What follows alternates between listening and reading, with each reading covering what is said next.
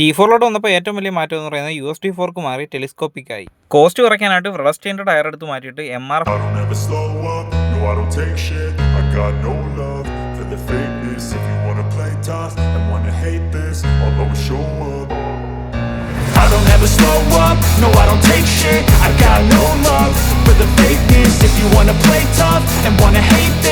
always show up and make a statement. I don't ever slow up, no I don't take shit. I got no love.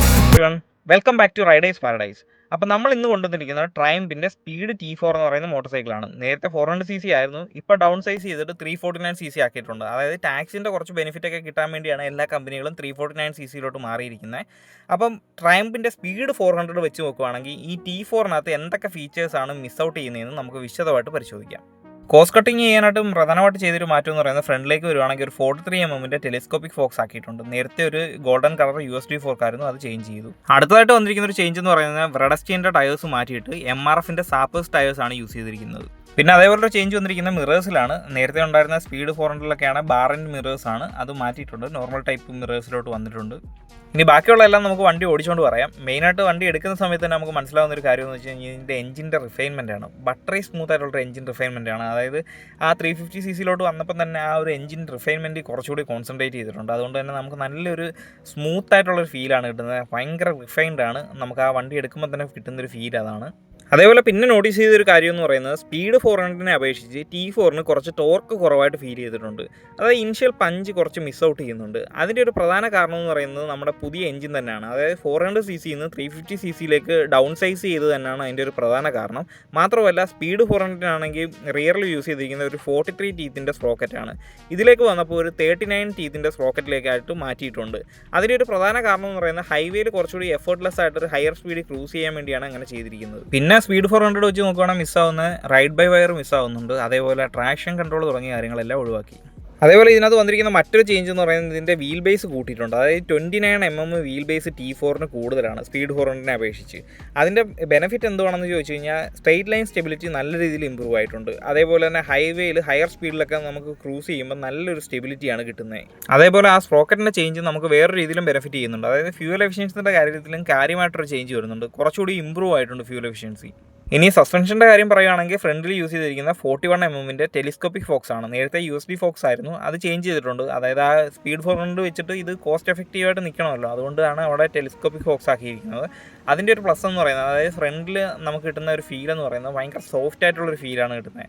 അതായത് അത്യാവശ്യം ബംസും കാര്യങ്ങളും കുഴികളും എല്ലാം നല്ല രീതിയിൽ അബ്സോർവ് ചെയ്യുന്നുണ്ട്. നമുക്ക് അധികമായിട്ട് ഷോക്ക് കാര്യങ്ങളൊന്നും നമുക്ക് ഹാൻഡ് ബാറിലോട്ടോ നമുക്കൊന്നും ഫീൽ ചെയ്യാനോ ഒന്നും പറ്റുന്നില്ല. പക്ഷേ ഇതിൻ്റെ ഒരു നെഗറ്റീവ് സൈഡ് എന്ന് പറയുന്നത് റിയറിലേക്ക് വരുവാണെങ്കിൽ മോണോ ഷോക്ക് കുറച്ച് സ്റ്റിഫാണ്. അതുകൊണ്ട് തന്നെ ഫ്രണ്ടിലെ ബംസൊക്കെ നമുക്ക് ഒരുവിധം അബ്സോർവ് ചെയ്ത് പോയി കഴിഞ്ഞാലും ബാക്കി നല്ല രീതിയിൽ അടി കിട്ടുന്നുണ്ട്. ഇനി മീറ്റർ കൺസോളിലേക്ക് വരുവാണെങ്കിൽ നമുക്ക് ഇഗ്നിഷൻ ഓൺ ചെയ്യുന്ന സമയത്ത് തന്നെ ഫുൾ സ്വൈപ്പ് വന്നിട്ടാണ് മീറ്റർ നോർമൽ സ്ഥിതിയിലോട്ട് വരുന്നത്. അത്യാവശ്യം വേണ്ടുന്ന ഫീച്ചേഴ്സും കാര്യങ്ങളൊക്കെ ഉള്ളൊരു മീറ്റർ കൺസോളാണ്. വേറെ ചേഞ്ചസും കാര്യങ്ങളും ഒന്നും വരുത്തിയിട്ടില്ല. അത് നമുക്ക് ഇവിടെ ആണെങ്കിൽ ഓടിയ കിലോമീറ്റർ കാണാൻ പറ്റുന്നുണ്ട്, ന്യൂട്രൽ കാണാൻ പറ്റും, പിന്നെ RPM മീറ്റർ, ഫ്യൂവൽ ഗേജ്, പിന്നെ അതേ കണക്ക് തന്നെ ട്രിപ്പ് 1, ട്രിപ്പ് 2, അതേപോലെ ആവറേജ് ഫ്യൂൽ എഫിഷ്യൻസി ഇപ്പം കാണിക്കുന്നത് 22 ഞങ്ങൾ അത്യാവശ്യം കൈ കൊടുത്തൊക്കെയാണ് വന്നത്, അതുകൊണ്ടാണ് ഇത്രയും ഡ്രോപ്പ് ആയത്. പിന്നെ വന്നിരിക്കുന്ന ഒരു ചേഞ്ച് എന്ന് പറയുന്നത് ഇതിൻ്റെ ബ്രേക്ക് പാഡ്സിലാണ്. സിന്തയുടെ ബ്രേക്ക് പാഡ്സ് മാറിയിട്ട് നോർമൽ ബ്രേക്ക് പാഡ്സ് ആണ് യൂസ് ചെയ്തിരിക്കുന്നത്. അതുകൊണ്ട് തന്നെ ബ്രേക്കിംഗ് പവറിൽ ഒരു ചെറിയൊരു വേരിയേഷൻ വരുന്നുണ്ട്. അതായത് സ്പീഡ് 400-നെ അപേക്ഷിച്ച് നോക്കുകയാണെങ്കിൽ അതിന് കിട്ടുന്ന കണക്കുള്ള ഒരു ബ്രേക്കിംഗ് പവറോ അല്ലെങ്കിൽ ആ ഒരു ബൈറ്റോ കാര്യങ്ങളോ നമുക്ക് ഇതിനകത്ത് ഫീൽ ചെയ്യുന്നില്ല. പക്ഷേ അത് കാര്യമായിട്ട് എടുക്കേണ്ട കാര്യമില്ല. ഈ ബ്രേക്ക് പാഡ്സ് മാറ്റി കഴിഞ്ഞാൽ തീരാവുന്ന ഒരു പ്രശ്നമേ ഉള്ളൂ അത്. പിന്നെ ഇതിൻ്റെ ലുക്സിലേക്ക് വരുവാണെങ്കിൽ നമുക്ക് സ്പീഡ് 400 വെച്ച് നോക്കുകയാണെങ്കിൽ സിമിലർ ആയിട്ടുള്ള ലുക്കും കാര്യങ്ങളും തന്നെയാണ് കൊടുത്തിരിക്കുന്നത്. ചെറിയ ചെറിയ ചേഞ്ചസും കാര്യങ്ങളൊക്കെ ഉള്ളൂ. പെട്ടെന്ന് കണ്ടു കഴിഞ്ഞാൽ നമുക്കിതൊരു കുറഞ്ഞ മോട്ടോർ സൈക്കിളാണെന്നുള്ളൊരു ഫീലോ കാര്യങ്ങളോ ഒന്നും കിട്ടത്തില്ല. അത്യാവശ്യം സ്പീഡ് 400 തന്നെയാണ് ഇരിക്കുന്നത്. പെട്ടെന്നുള്ള ചേഞ്ചുകളൊക്കെ നല്ല രീതിയിൽ നോക്കിക്കഴിഞ്ഞാൽ, അതായത് സൂക്ഷിച്ചൊക്കെ നോക്കുന്ന ഒരാളാണെങ്കിൽ മാത്രമേ പെട്ടെന്ന് ആ ചേഞ്ചും കാര്യങ്ങളൊക്കെ കണ്ടുപിടിക്കാൻ പറ്റത്തുള്ളൂ.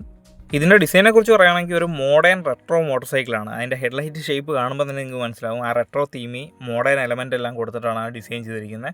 നമുക്ക് ആ ചുറ്റുമായിട്ട് റൗണ്ട് ഷേപ്പായിട്ടിട്ട് DR കാണാൻ പറ്റും. ഫുള്ള് LED യൂണിറ്റാണ്. നടുക്കായിട്ട് നമ്മുടെ ട്രയംഫിൻ്റെ ലോഗോയും കൊടുത്തിട്ടുണ്ട്.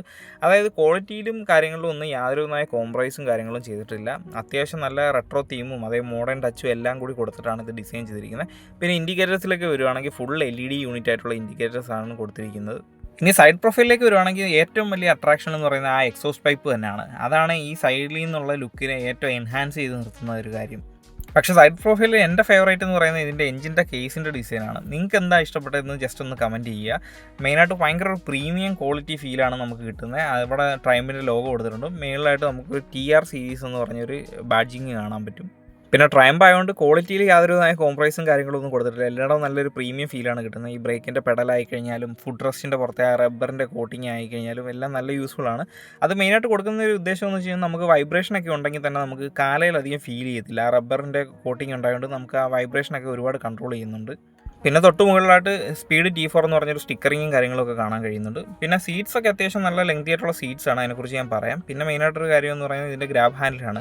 അതായത് യൂസ്ഫുൾ ആയിട്ടുള്ളൊരു ഗ്രാബ് ഹാൻഡിലാണ് കൊടുത്തിരിക്കുന്നത്. ചില വണ്ടികളിലൊക്കെ നമുക്ക് പിടിച്ചിരിക്കാനൊന്നും പറ്റത്തില്ല, ഇതിനകത്ത് പ്രോപ്പറായിട്ട് നമുക്ക് പിടിച്ചിരിക്കാൻ പറ്റും. പിന്നെ സീറ്റ്സൊക്കെ നല്ല കുഷ്യൻഡ് ആയിട്ടുള്ള നല്ല വൈഡായിട്ടുള്ള ലെങ്തി ആയിട്ടുള്ള സീറ്റ്സാണ്. അത്യാവശ്യം നല്ല കംഫർട്ടബിൾ ആയിട്ടൊക്കെ നമുക്ക് ഇരിക്കാൻ പറ്റും. 1 അവറിൻ്റെ റൈഡിലൊന്നും യാതൊരുവിധമായിട്ട് ബുദ്ധിമുട്ടോ കാര്യങ്ങളോ ഒന്നും നമുക്ക് ഫീൽ ചെയ്തില്ലായിരുന്നു. കുറച്ച് ഫീച്ചേഴ്സൊക്കെ മിസ് ചെയ്തിട്ടുണ്ടെങ്കിലും അത്യാവശ്യം വാല്യൂ ഫോർ മണി ആയിട്ടുള്ള പ്രോഡക്റ്റ് ആയിട്ട് തന്നെയാണ് ട്രൈമ്പിൻ്റെ സ്പീഡ് T4 നിൽക്കുന്നത്. അപ്പോൾ ഇനി ഈ വണ്ടി ആർക്കൊക്കെയാണ് സൂട്ടബിൾ എന്നത് നമുക്കൊന്ന് നോക്കാം. ഫസ്റ്റിലേ പറയേണ്ട ഒരു കാര്യമെന്ന് പറയുന്നത് ഈ വണ്ടി ഭയങ്കര ബിഗിനർ ഫ്രണ്ട്ലി ആണ്. അതായത് നമ്മളെ പേടിപ്പിക്കുന്ന രീതിയിലുള്ള പവറോ കാര്യങ്ങളോ ഒന്നുമില്ല. ഭയങ്കര ലീനിയർ ആയിട്ടുള്ള ആക്സിലറേഷനാണ്. നമ്മളെ എടുത്ത് വലിച്ചുകൊണ്ട് പോകുന്ന രീതിയിലുള്ള പവറോ കാര്യങ്ങളോ ഒന്നുമില്ല. ഭയങ്കര സിമ്പിളായിട്ടാണ് ട്യൂൺ ചെയ്തിരിക്കുന്നത്. അതായത് ലീനിയറായിട്ട് പവർ പിക്ക് ചെയ്യുന്ന രീതിയിലാണ് ഇതിൻ്റെ ട്യൂണിങ്ങും കാര്യങ്ങളും. അതുകൊണ്ട് തന്നെ ഒരു ബിഗിനറിന് ഒരിക്കലും ഒരു പേടിക്കേണ്ടതായിട്ടുള്ളൊരു ആവശ്യം വരുന്നില്ല. എന്നാലും നിങ്ങളൊരു 150-200 cc സെഗ്മെൻറ്റിലൊക്കെ ബൈക്കൊക്കെ ഓടിച്ച് അത്യാവശ്യം നല്ല എക്സ്പീരിയൻസ്ഡ് ആയിട്ടുള്ള ഒരാളാണെങ്കിൽ നിങ്ങൾക്ക് പറ്റിയൊരു ചോയ്സാണ് സ്പീഡ് T4 അല്ലെങ്കിൽ സ്പീഡ് 400 എന്ന് പറയുന്നത്. അതേപോലെ എഞ്ചിൻ്റെ ഡൗൺ സൈസിങ്, അതേപോലെ ആ സ്പ്രോക്കറ്റിലെ ചേഞ്ച് തുടങ്ങിയ കാര്യങ്ങളെല്ലാം ഫ്യൂൽ എഫിഷ്യൻസി കാര്യമായിട്ടൊരു ചേഞ്ച് വന്നിട്ടുണ്ട്. അതായത് ഞങ്ങൾ അത്യാവശ്യം അഗ്രസീവായിട്ട് ഓടിച്ചപ്പോഴാണ് ഞങ്ങൾക്ക് 22 ആ മീറ്ററിൽ കാണിച്ചത്. അത്യാവശ്യമൊക്കെ നമ്മൾ സിമ്പിളായിട്ടൊക്കെ ഓടിക്കുവാണെങ്കിൽ ഒരു 30 ഒക്കെ നമുക്ക് ഈസിയായിട്ട് അച്ചീവ് ചെയ്യാനായിട്ട് പറ്റും. പിന്നെ ഹൈവേയിലൊക്കെ ആണെങ്കിൽ നമ്മൾ അത്യാവശ്യം ഒരു സ്പീഡ് മെയിൻറ്റെയിൻ ചെയ്ത് ക്രൂസ് ചെയ്തൊക്കെ പോവുകയാണെങ്കിൽ നമുക്ക് അത്യാവശ്യം അതിൽ കൂടുതലൊക്കെ മൈലേജൊക്കെ അച്ചീവ് ചെയ്യാനായിട്ട് പറ്റും. അപ്പോൾ ഇത്രയൊക്കെ ഉള്ളൂ നമ്മുടെ ഇന്നത്തെ T4ൻ്റെ വീഡിയോ. ഈ വീഡിയോ എല്ലാവർക്കും യൂസ്ഫുൾ ആയെന്ന് കരുതുന്നു. ഈ വീഡിയോ എല്ലാവർക്കും ഇഷ്ടപ്പെട്ടെന്ന് കരുതുന്നു. സബ്സ്ക്രൈബ് ചെയ്യാത്ത ആരെങ്കിലും ഉണ്ടെങ്കിൽ ഈ ചാനൽ ഒന്ന് സബ്സ്ക്രൈബ് ചെയ്യുക, ലൈക്ക് ചെയ്യുക, കമൻറ്റ് ചെയ്യുക, മാക്സിമം നിങ്ങളുടെ ഫ്രണ്ട്സിനൊക്കെ ഒന്ന് ഷെയർ ചെയ്യുക.